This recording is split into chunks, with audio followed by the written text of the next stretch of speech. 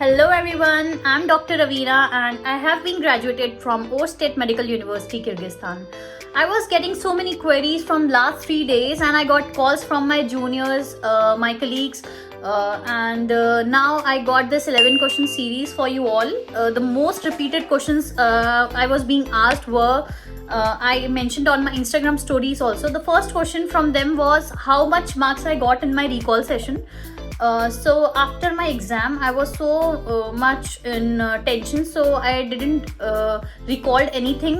But after few days, I got 173 out of 253 questions, and I must say that I was expecting marks around 190, means out of 300, but I got 180, which is a quite good score. So please do minus 10 or 15 marks from the marks you got in recall, because sometimes it happens that during anxiety, during your exam, you might change the answers out of confusion. So that's why just do minus 10 or 15 from your recall marks, and then you can get the idea how much you will be getting. Okay, first question is covered. Second question is which platform is best, online or offline for coachings, and which is the best city to do your coachings, means Delhi or Jaipur.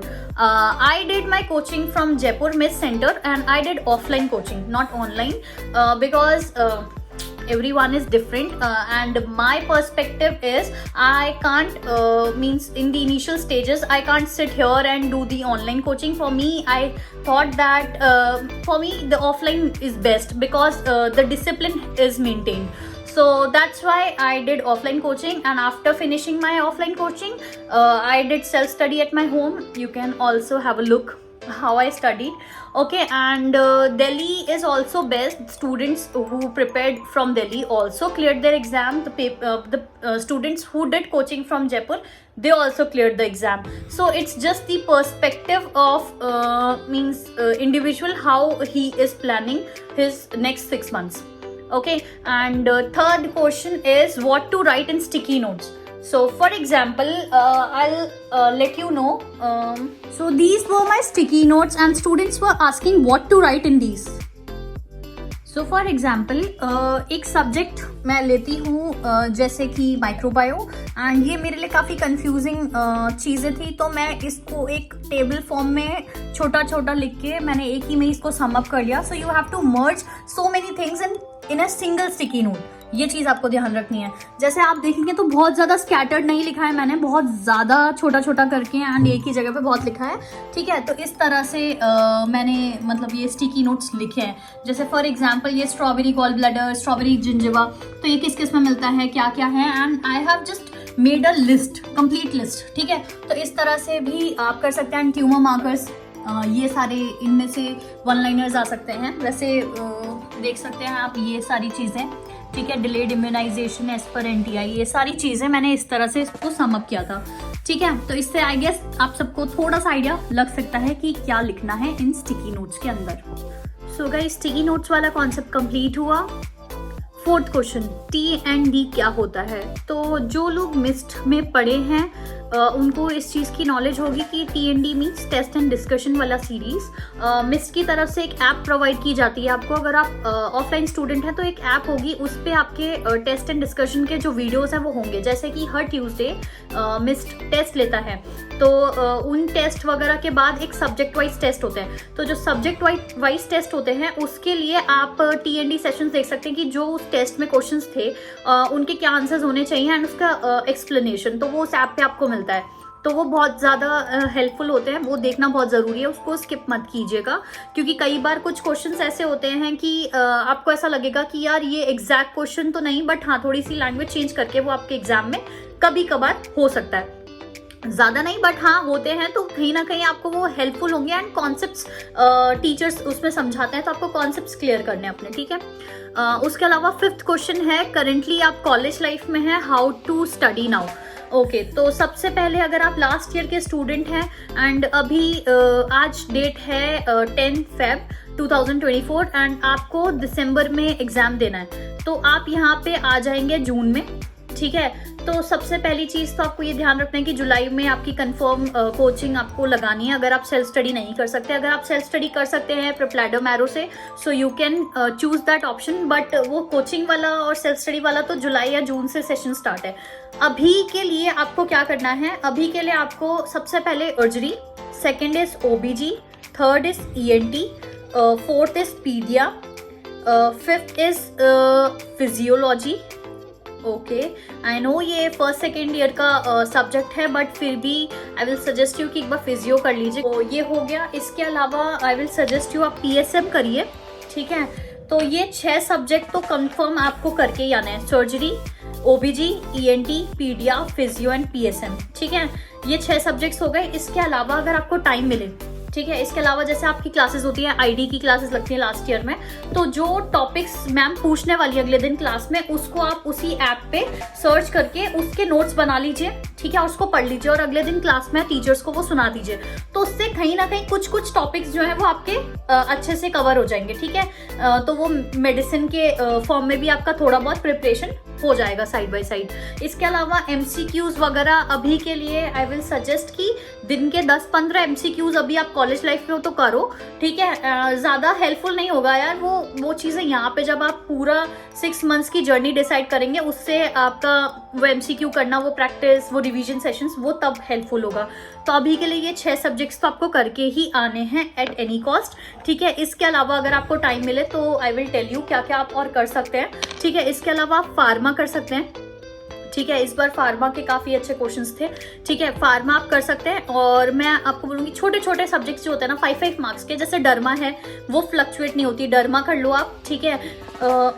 Anaesthesia कर सकते हो, ठीक है। तो अगर आपने ये सब भी कर लिया ना, तो ये 9 सब्जेक्ट होते हैं। और मेरे हिसाब से अभी अगर आप लास्ट ईयर में और अभी आप ये सारे सब्जेक्ट्स कर लेंगे तो अभी के लिए ठीक है। फिर आप कोचिंग करेंगे तो हो जाएगा, क्योंकि अभी आप नहीं कर सकते पूरा का पूरा सिलेबस वहाँ से, क्योंकि कोई भी ऐप हो उसमें बहुत लंबे लंबे वीडियोस होते हैं, ठीक है। और इनके रिविजन्स कैसे करने हैं, जैसे फॉर एग्जांपल मैं आपको बताती हूँ। सर्जरी 3 पार्ट्स में डिवाइडेड है, ठीक है। एक होती है पीडियाट्रिक सर्जरी, ठीक है, दूसरी होती है आपकी एडल्ट सर्जरी, और तीसरे आपके वैस्कुलर डिसीजेज एंड उस सब का चैप्टर होता है, ठीक है, एंड कैंसर वाला पार्ट होता है, ठीक है। तो मेरे कहने का मतलब ये है कि अगर आपने आज पीडियाट्रिक सर्जरी कंप्लीट करी है, ठीक है, तो आज ही रात को उसके 15-20 क्वेश्चंस कर लीजिए, ठीक है, और 7-8 दिन के अंदर आपको इसका रिवीजन फिर से लेना है, ठीक है। तो वो जो 2x स्पीड पे जो भी ऐप आप यूज कर रहे हो उसका रैपिड रिवीजन आप ले लो, ठीक है। तो इस तरह से वो चीजें भी क्लियर हो जाएंगी। Next question is which subject I completed during my MBBS journey. I'll be very frank with you, मैंने लास्ट ईयर में due to so many functions, anchoring and all, मैंने इतनी पढ़ाई नहीं करी थी, बट मैंने 1-2 सब्जेक्ट ही करी थी मैंने लास्ट ईयर में। बट मेजर पढ़ाई जो थी मैंने 5th ईयर तक करी थी, एंड मैंने टोटल 9 सब्जेक्ट्स कंप्लीट किए थे इन माई MBBS जर्नी। फर्स्ट ईयर में तो एनएट मैंने देखी थी, बट वो मुझे आगे जाके इतना कुछ याद नहीं रहा। सेकेंड ईयर में भी मैंने काफ़ी सारे सब्जेक्ट्स करे थे, बट मैं आपको ऑनेस्टली बता रही हूँ, जो चीज़ मुझे एग्जैक्टली याद रही वो मेरी 5th ईयर की पढ़ाई थी। उस टाइम पे मैंने क्या किया, मैंने ENT करी थी, ठीक है, खुद से मैंने नोट्स बनाए थे राजीव सर से, एंड उसके अलावा मैंने OBG कर ली थी, ठीक है। OBG करने के बाद मैंने पीडिया करी थी, ठीक है। पीडिया करने के बाद मैंने PSM करी थी, ठीक है, बट PSM मुझे बिल्कुल बाद में याद नहीं रही। उसके अलावा मैंने डर्मा कर ली थी, डर्मा के बाद मैंने फार्मा वहाँ पे कर ली थी, ठीक है। तो ये 6 सब्जेक्ट्स जो है ये मैंने कंफर्म 5th ईयर में कर लिए थे। उसके अलावा 4th ईयर के ड्यूरेशन में मैंने हाँ एक चीज़ और, मैंने सर्जरी टच नहीं करी थी, क्योंकि मुझे सर्जरी से बहुत डर लगता था। सर्जरी मैंने यहाँ पे मिस में ही करी है, एंड विनीत सर ने बहुत अच्छे से क्रिस्टल क्लियर कॉन्सेप्ट्स क्लियर किए हैं, तो मैंने तो उसको कोचिंग के लिए ही छोड़ दिया था, तो सर्जरी मैंने यहीं करी थी। इसके अलावा मैंने ये 6 सब्जेक्ट्स के साथ छोटे छोटे जो सब्जेक्ट्स होते हैं, जैसे पैथो कर ली थी, है ना। मैंने माइक्रो आधी करी थी, क्योंकि मतलब ट्रैक लूज हो रहा था क्योंकि क्लासेस एंड ऑल की वजह से, तो पैथो माइक्रो मैंने करी थी। और उसके अलावा वहाँ पे साइकाइट्री कर ली थी। साइकाइट्री के लिए हमारी जो वहाँ पे क्लासेस लगी थी डॉक्टर नदीम सर की, वो मैंने वहीं कर ली थी, तो साइकाइट्री मेरी वहाँ हो गई थी, ठीक है। तो मैंने ये 9 सब्जेक्ट्स किए थे, ENT, OBG, पीडिया, PSM, derma, pharma, patho micro psychiatry, ठीक है। तो ये 9 सब्जेक्ट्स थे जो मैं वहाँ से करके आई थी एंड लास्ट ईयर में मैंने 1-2 इन्हीं में से इनको मतलब रिवाइज किया था, दैट्स इट। उसके अलावा मैंने सारे सब्जेक्ट्स छोड़ दिए थे एंड मैंने सब कुछ अपना कोचिंग के ऊपर डाल दिया था। Question 7th is so many attempts. मेरे पास मैसेज थे कि हमारे बहुत सारे अटेम्प्ट हो चुके हैं एंड अब क्या करना चाहिए। तो सबसे पहली चीज़ मैं बताना चाहूँगी कि अगर आपके इतने सारे अटेम्प्ट्स लग रहे हैं तो कहीं ना कहीं कोई गलती आप ऐसी कर रहे हैं, क्योंकि देखिए आपके साथ बहुत लोग पढ़े हैं जिन्होंने फर्स्ट अटेम्प्ट में क्लियर किया, सेकंड अटेम्प्ट में क्लियर किया, बहुत से लोगों ने थर्ड अटेम्प्ट में क्लियर किया, ठीक है। तो उन्होंने अपने ऊपर कुछ ना कुछ काम किया होगा, या जिन्होंने फर्स्ट अटेम्प्ट में किया उन्होंने ऐसी क्या चीज़ करी जो आपके अंदर वो लैक कर रही है। एनालाइज करने के बाद आपको थोड़ा सा, अगर बहुत ज़्यादा अटेम्प्ट लगे हैं तो हो सकता है कि आपके पास जो कंटेंट है वो पुराना हो, ठीक है। अगर आपने कोचिंग नहीं करी, आप सेल्फ स्टडी कर रहे हो, तो आपके पास कंटेंट की काफ़ी सारी चीज़ें, नई नई अपडेट्स आती रहती हैं, तो आपको अपडेटेड होना बहुत ज़रूरी है। सो आई विल सजेस्ट यू कि आप कोई कोचिंग ऑनलाइन प्लेटफॉर्म की ज्वाइन कीजिए एंड उसको कम्प्लीटली फॉलो कीजिए, उनके नोट्स बनाएं, ठीक है, एंड उसी नोट्स को बार बार रिवाइज करें। और अगर आपने अपडेटेड रखा है खुद को, आपने रिसेंटली कोचिंग्स वगैरह ली है, फिर भी किसी वजह से नहीं हो पा रहा, तो आई विल सजेस्ट यू कि वही नोट्स यूज करो। कोई सब्जेक्ट ऐसा जो आपको नहीं समझ में आ रहा, बस आप उसका सोर्स बदल सकते हो, बाकी पूरे सब्जेक्ट्स का सोर्स बदलना is not a good idea, ठीक है। और इस तरह से आप पूरा उसको कंपाइल करके रिवीजन वगैरह वीडियोस करके एंड एक पूरा चार्ट बना के उस पर लिखते रहिए कि आपने इतने इतने रिविजन्स कर लिए, इतना कर लिया, एंड उसमें से आपने जो MCQs लगाए वो कितने % आपके सही हो रहे हैं। तो उससे एक एनालाइज होता चला जाएगा कि आपने जो पढ़ा है उसका आपको उसमें से कितना आपके दिमाग में जा रहा है और कितना आपको याद है, ठीक है। तो नेक्स्ट क्वेश्चन पे आते हैं, how to manage time during studies, ठीक है। Means how to manage time during studies, ये मतलब ऐसा हो सकता है कि देखिए फॉर एग्जाम्पल जिस टाइम पे आप पढ़ रहे हैं ना, उस टाइम पे आपको पढ़ाई के अलावा कुछ नहीं दिखना चाहिए।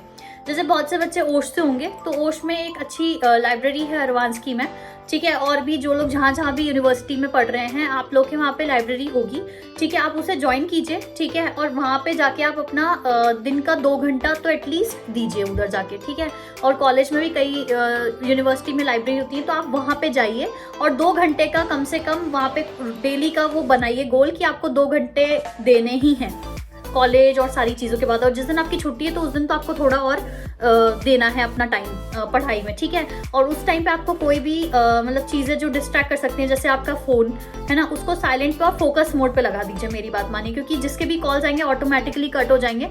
तो ये चीज़ मैंने करी है। एंड प्लीज़ प्लीज़ प्लीज़ मतलब जिस टाइम पे आप पढ़ते हैं ना, उस टाइम पे आपको इतना कंसंट्रेटेड होकर पढ़ना है कि आपने एक बार पढ़ा वो आपके दिमाग में 60-70% आप रिटेन कर जाओ, उसका याद रह जाए, ठीक है। तो ये एक बहुत बड़ी इंपॉर्टेंट चीज़ है जो आपको करनी है, ठीक है।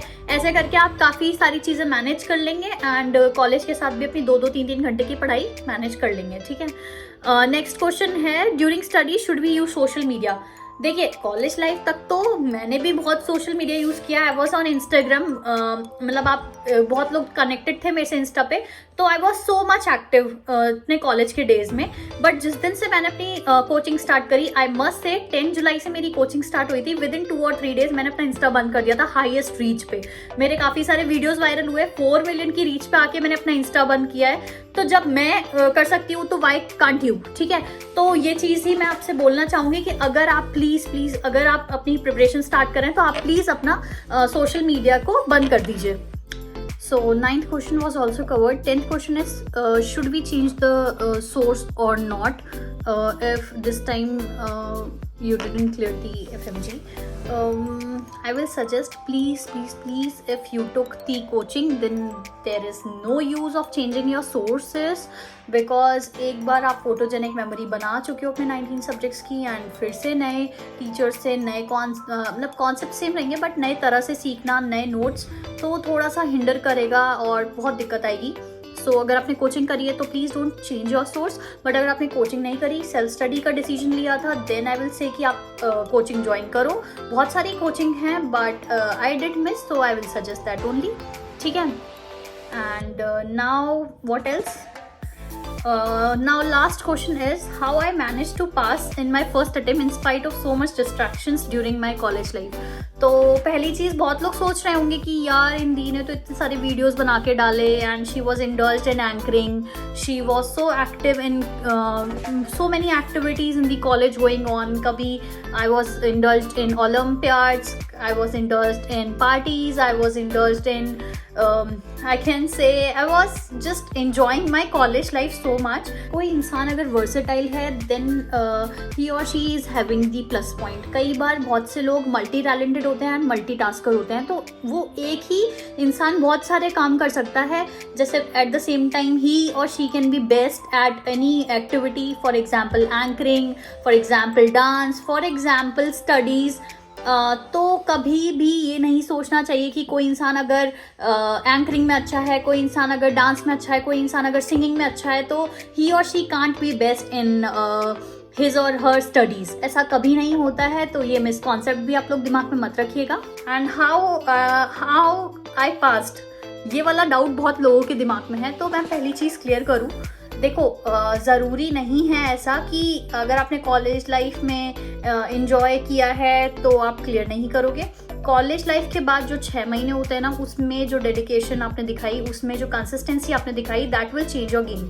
ठीक है, तो मैंने अपना इंस्टा बंद कर दिया. जिस चीज़ से मुझे लगता था कि मैं डिस्ट्रैक्ट होगी, जिस इंसान से मैं डिस्ट्रैक्ट होती थी, मैंने उनको अपने लाइफ से हटाया. ठीक है, सबसे इम्पॉर्टेंट चीज़ होती है ये कि आपकी लाइफ में आपके मेंटल पीस के लिए जो चीज़ें प्रॉब्लम कर रही हैं, आप उसको पहले साइड करो.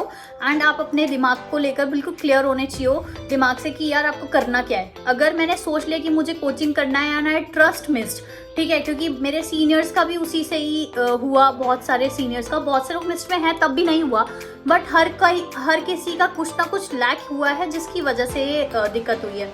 ठीक है, तो आई विल टेल यू कि प्लीज़ प्लीज़ प्लीज़ ये चीज़ दिमाग में मत रखना बिल्कुल भी कि आप इंजॉय नहीं करोगे कॉलेज लाइफ तो आप पास हो जाओगे.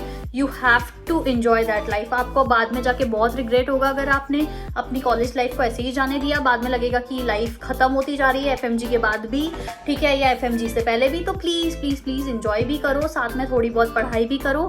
ठीक है, कुछ सब्जेक्ट्स ऐसे हैं जो क्लियर कर लो. लास्ट ईयर में तो सब सीरियस हैं ही. ठीक है, और यहाँ पे आके 6 महीने अपने पूरे दे दो.